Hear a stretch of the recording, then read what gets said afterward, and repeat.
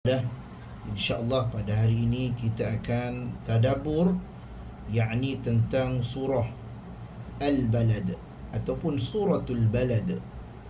Surah Al-Balad merupakan satu surah yang mana disusun selepas daripada surah Al-Fajr, dan ia merupakan surah-surah Makkiyah, yakni surah-surah yang diturunkan sebelum Nabi sallallahu alaihi wasallam berhijrah ke Madinah.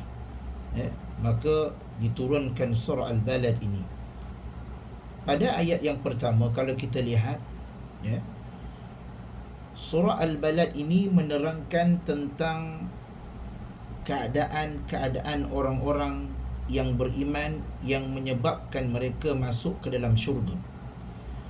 Jika kita lihat pada peringkat awal pada surah Al-Balad ini, Allah Subhanahu wa taala telah memberi satu sumpah kepada kota Mekah. Surah Al-Balad ini sebelumnya kita imbas balik pada surah Al-Fajr. Allah Subhanahu wa taala telah menerangkan tentang beberapa siksaan, ataupun Allah Subhanahu wa taala menerangkan beberapa asbab yang menyebabkan orang-orang masuk ke dalam neraka. Dan pada surah Al-Balad Allah menerangkan beberapa sebab ataupun amalan-amalan seseorang itu yang membolehkan dia masuk ke dalam syurga Allah Subhanahu wa taala. Jika kita lihat pada ayat yang pertama, Allah Subhanahu wa taala telah bersumpah dengan negeri Mekah. La uqasimu bihadzal balad. Perkataan la uqasimu bihadzal balad, yakni bermaksud aku bersumpah dengan negeri ini Mekah, yakni Allah bersumpah. Para ulama sepakat bahawasanya yang dimaksudkan dengan negeri itu adalah kota Mekah. Sepakat, tidak ada khilaf. Sepakat ulama negeri itu maksudnya Mekah. Tetapi ulama khilaf, yakni berbeza pendapat tentang makna la yang disebut pada awal kalimah. Ada tiga pandangan. Pandangan pertama menyatakan la di sini adalah untuk membantah ataupun menafikan, seakan-akan Allah Subhanahu wa taala membantah persangkaan orang-orang musyrik yang menyatakan tidak ada hari kebangkitan. Pada surah Al-Fajr menyatakan tentang amalan-amalan ataupun asbab orang-orang kafir ini masuk ke dalam neraka. Apa dia? Adalah dengan tidak mempercayai ataupun tidak beriman apa yang terkandung di dalam Al-Quran dan apa yang dibawa oleh Nabi sallallahu alaihi wasallam. Maka pada surah ini, pandangan yang pertama, ini pandangan yang pertama, yang menyatakan perkataan la itu bermaksud Allah Subhanahu wa taala menafikan pandangan orang-orang kafir yang menyatakan bahawasanya tidak ada hari kebangkitan, tidak ada hari kiamat. Lalu Allah melanjutkan bersumpah bahawa Mekah, bahawasanya hari kiamat itu benar adanya, iaitu seakan-akan Allah berkata, tidak benar sangkaan kalian wahai kaum musyrikin bahawa tidak ada hari kiamat. Sungguh aku bersumpah dengan kota ini. Ini pandangan yang pertama. Pandangan yang kedua menyatakan la itu. Pandangan yang kedua menyatakan la di sini bermaksud tidak. Pandangan yang menyatakan la di sini bermaksud tidak, seakan-akan Allah Subhanahu wa taala tidak bersumpah dengan kota Mekah kerana adanya hari kebangkitan dan tidak perlu kepada sumpah. Adanya hari kebangkitan merupakan perkara yang sangat jelas sehingga tidak perlu bersumpah dengan kota Mekah. Maksudnya la ini tidak. La tidak bermaksud aku tidak bersumpah dengan negeri Mekah ini. Ini pandangan yang kedua. Cuma pandangan yang kedua ini sangat gharib, yakni sangat ganjil. Tetapi ada pandangan ini. Dan pandangan ketiga adalah pandangan yang lebih kuat. Pandangan ataupun pendapat ketiga, perkataan la uqsimu bihadzal balad. Perkataan la bermaksud di sini adalah la zaidah, yakni la tambahan. Bermaksud yakni untuk menguatkan sangkaan. Artinya Allah benar-benar bersumpah dengan kota Mekah. Inilah pendapat yang dikuatkan oleh para salafus salih, dan inilah pandangan yang lebih benar.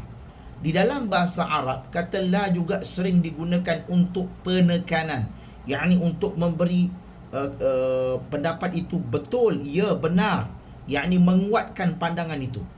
Seperti firman Allah kepada Iblis seperti firman Allah kepada Iblis dalam surah Al-A'raf. Allah kata, qala ma mana'aka alla tasjuda id amartuk. Allah Subhanahu wa ta'ala berfirman, apakah yang menghalangi kamu untuk bersujud kepada Adam ketika aku menyuruhmu? Alla, qala ma mana'aka alla. Perkataan alla, apakah yang menyebabkan menghalangimu untuk bersujud ketika aku menyuruhmu bersujud? Perkataan Allah bermaksud di sini ialah yakni qala ma mana'aka alla. Aku berkata, Allah kata, apakah yang menghalangku untuk bersujud kepada Adam? Bermaksud perkataan Allah itu yakni untuk kamu bersujud kepada Adam, yakni menguatkan bahawasanya Iblis memang tidak mahu bersujud. Kemudian Iblis kata, qala ana khairum minhu khalaqatani min nar wa khalaqatani min tin. Iblis pun kata, aku lebih baiklah daripada dia, sebab aku diciptakan daripada an-nar, daripada api, sedangkan dia ni daripada tanah saja. Maka di situ menunjukkan Iblis sombong apabila disuruh untuk sujud kepada Nabi Adam alaihi salatu wassalam.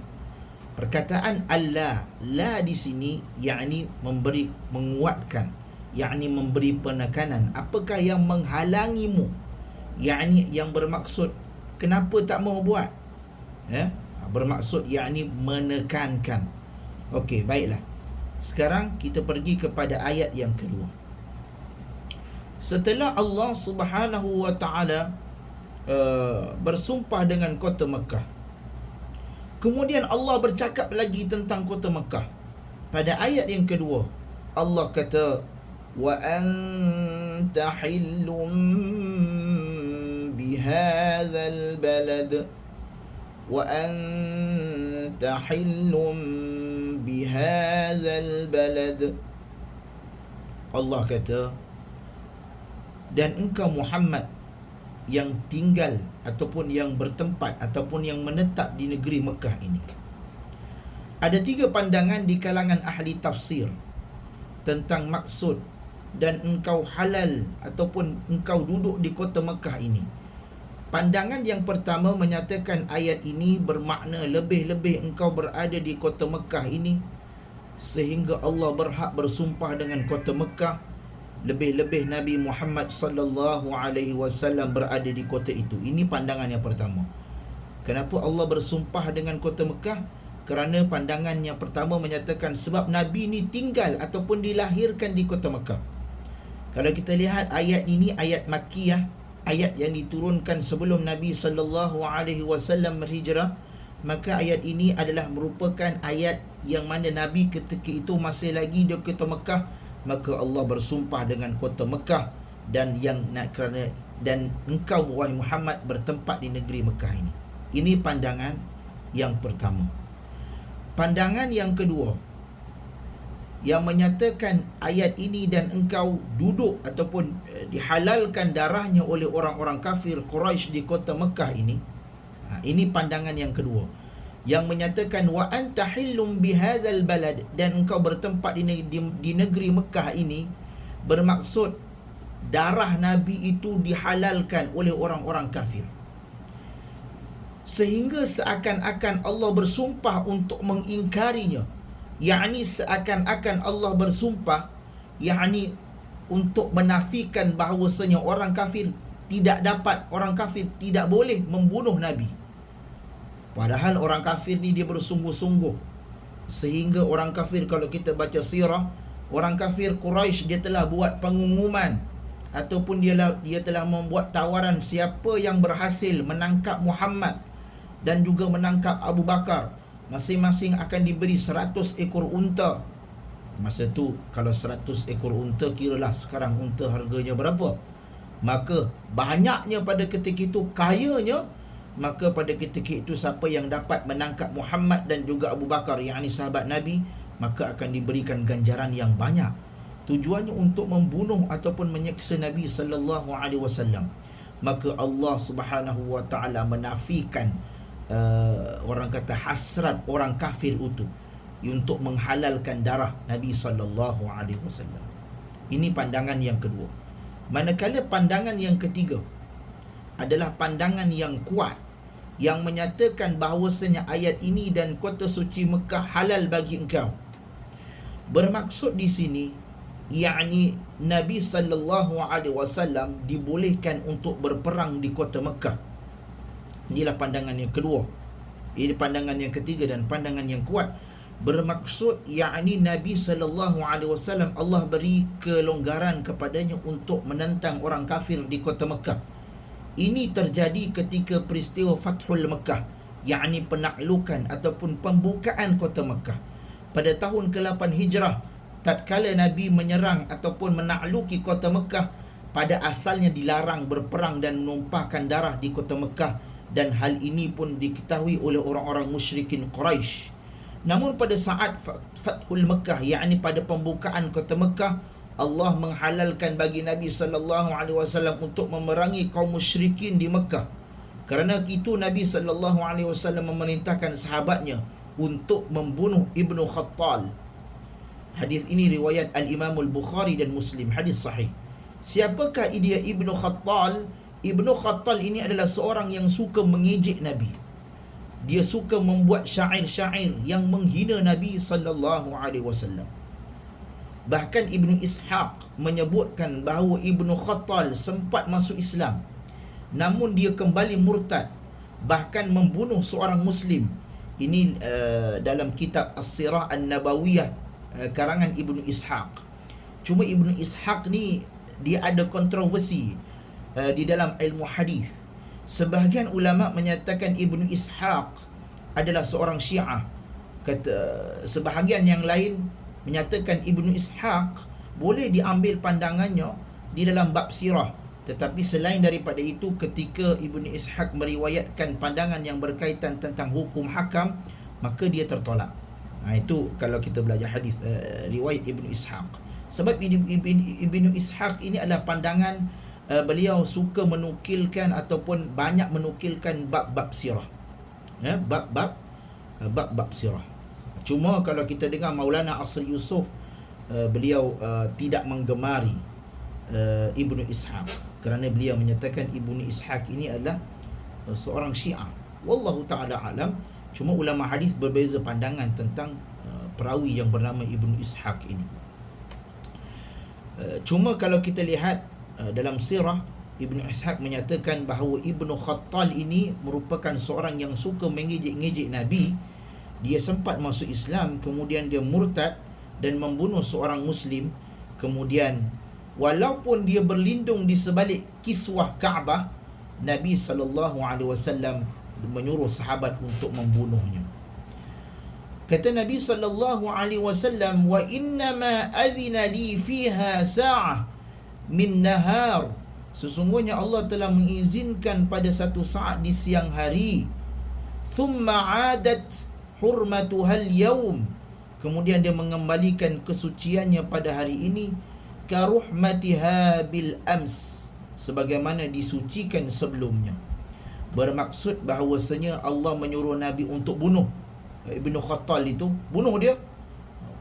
Kemudian sebelum Allah sucikan balik keadaan kota Mekah itu, setelah orang-orang yang ingkar kepada arahan Nabi itu ataupun suka mengejek Nabi. Jika kita lihat pada hari ini, sungguh lancang orang-orang yang menghina agama. Sebab itu orang-orang yang menghina agama patut kita perangi. Kerana yang menghina agama itu bukanlah orang-orang non-Muslim, tetapi yang lebih sedih adalah orang-orang yang menghina Nabi SAW. Dan orang-orang yang menghina Allah itu adalah orang-orang yang berstatus Islam, yang mengucapkan, yang belajar agama pada kecilnya, yang belajar agama pada peringkat awalnya. Mereka pada ketika ini seakan-akan kecewa dalam hidup mungkin, dan menghina Nabi SAW dengan begitu teruk. Maka kita sebagai seorang Islam perlu bangkit dan menidakkan ataupun menafikan apa yang diperkatakan oleh golongan-golongan tersebut. Sehingga kan dalam ada pandangan yang patut dibunuh orang sebegini. Cuma kita mudah-mudahan kita doa semoga Allah beri hidayah kepadanya. Dan sebab itu kita sebagai umat Islam, andai kata seseorang itu mengejek bangsa kita, kita boleh bersabar lagi.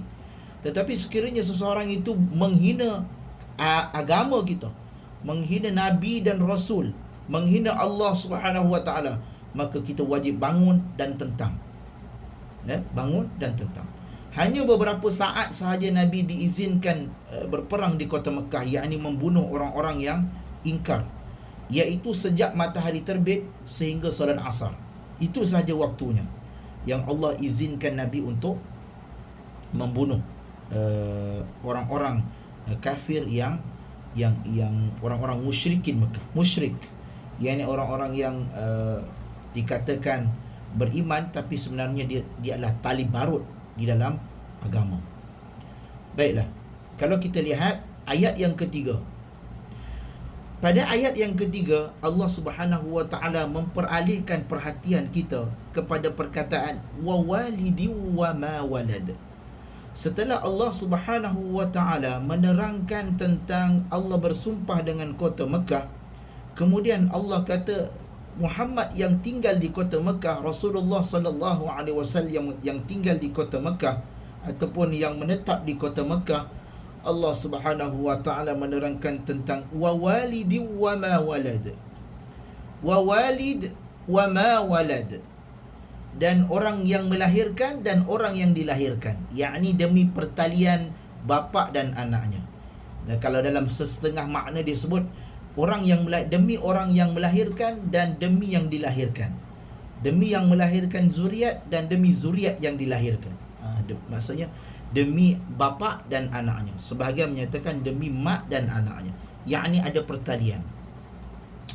Ada dua pandangan di kalangan para ulama tentang makna ma wa walidi wa ma pada ayat ini. Pandangan yang pertama, perkataan ma adalah bermaksud ma al-mausulah, yakni makna ayat menjadi dan demi orang tua dan anak yang dia lahirkan. Ini maksudnya dua orang tua, yakni orang yang membesarkan anak itu dan anak yang dibesarkan, yang dilahirkan. Pendapat kedua, jika ma di situ adalah ma an-nafiyah, maka maknanya ayat menjadi dan demi orang yang melahirkan dan orang yang tidak boleh melahirkan. Ada dua pandangan.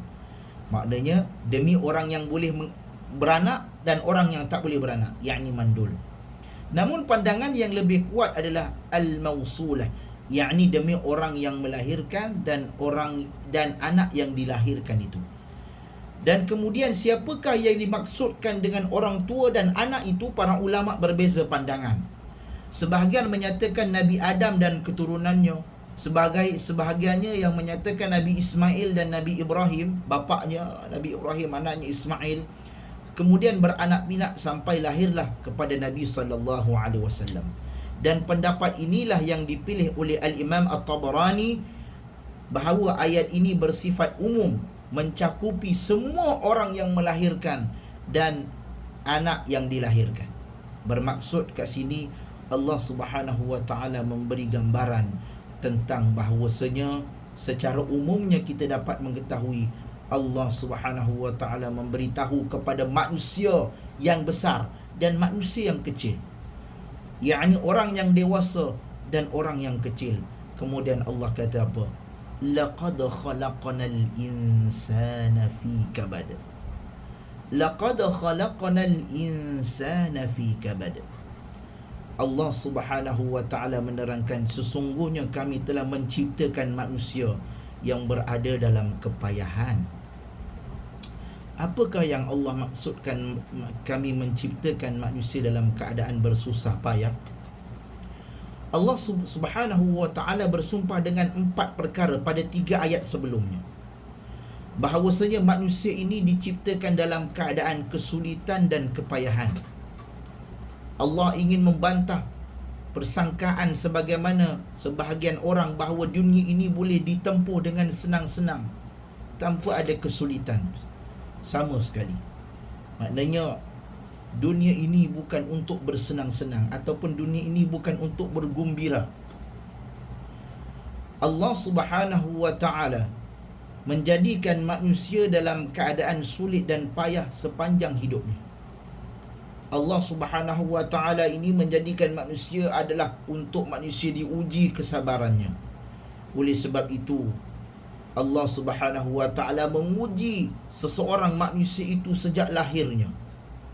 Sebagaimana yang dijelaskan oleh Al-Imamul Qurtubi rahimahullah, bahawa seseorang anak sejak lahir sudah mengalami kepayahan. Kepayahan yang pertama apa dia? Saat dilahirkan maka dipotong tali pusatnya. Saat dilahirkan bukan terus keluar, dipotong tali pusatnya, bukan terus boleh hidup. Dia terpaksa mengalami kepayahan untuk mencari puting ibunya, untuk menyedut susu ibunya, yang mana kadang-kadang susu ibunya tak keluar. Dia terpaksa menggunakan tenaga mulutnya untuk menyedut susu ibunya. Oleh sebab itu, kadang-kadang air susunya ibunya tidak lancar. Tak kala giginya tumbuh pula bila dah besar, seorang budak itu bila dah besar nak tumbuh gigi pula, maka dia akan mengalami peristiwa demam, kesakitan, tak selesa dan sebagainya. Susah lagi. Kemudian setelah dia tumbuh semakin besar, dia harus menghadapi kehidupannya. Setelah dia bernikah, dia harus menanggung nafkah isterinya. Bagi seorang perempuan, dia harus mengandung, melahirkan anak, menyiapkan pakaian untuk suami, dia bersusah. Dan anak-anaknya memasuki masa tuanya, badannya mulai lemah. Apabila kita tua, badan kita mulai lemah, umur kita meningkat, kudrat tenaga kita seperti tidak muda-muda dahulu. Mungkin muda-muda kita boleh bekerja sampai 10 malam, tapi sudah keadaan tua, kita tak mampu untuk memandu kereta pada tengah malam. Mata kita sudah tidak nampak, dan kita terus mengalami kepayahan, dan akhirnya kita meninggal. Bila meninggal tak habis lagi, kepayahan masih ada. Bila meninggal, dalam kubur kita akan ditanya oleh para malaikat, kemudian dibangkitkan lagi dengan keadaan payah, berhimpun di padang mahsyar dalam keadaan panas yang terik, dan hanya mengharapkan syafaat Nabi dan juga amalan-amalan kita yang masih kita buat di dunia pada ketika itu. Semua ini menunjukkan bahawa Tuhan telah mengatur dirinya.